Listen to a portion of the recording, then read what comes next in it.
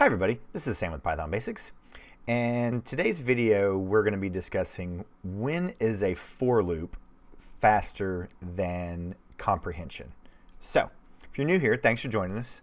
This is what we do micro videos. So in today's, what we're looking at is we're actually looking at a comment that came through off the Discord server that has originated from I believe it was the free code camp lesson. And what we were doing is we were looking at dictionary comprehension. And as you can see in the original example, we had Sally, Jerry, and Chris. But what got added were two others with duplicate beginning of characters.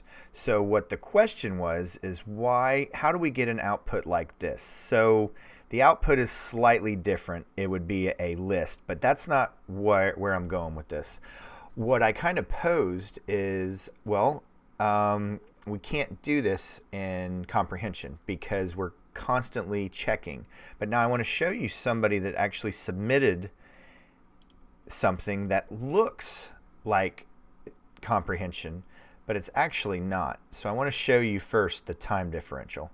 So if we were to go through a list of names of 5 million names, so I really wanted to bring this home. So 5 million names, and if you did it with this for loop right here, it would take 2.86 seconds. If you used dictionary comprehension right here, it takes 11.16. So 11.16, let's round that up to 7 divided by 2.86. So it's basically 4 times longer, 4 times slower. So I want to show you, yes, it is dictionary comprehension, but the answer that somebody submitted is it's not linear. So what linear means is, in this example with a for loop, we are going through this list of students, of the 5 million students, one time. And we're either checking to see if that key, that first letter key, is available. If not, it creates it and adds that student to the list that is the value. And then if it's already there, go ahead and append it and add it to the appropriate list.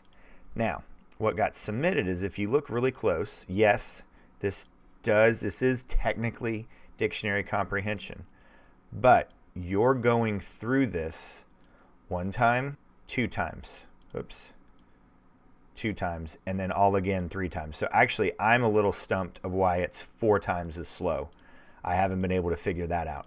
But the point of this video is, be wary of making something, quote unquote, a dictionary comprehension, but you could possibly be making it slower or more expensive because you're not going through whatever array, list, dictionary in one time, in linear time.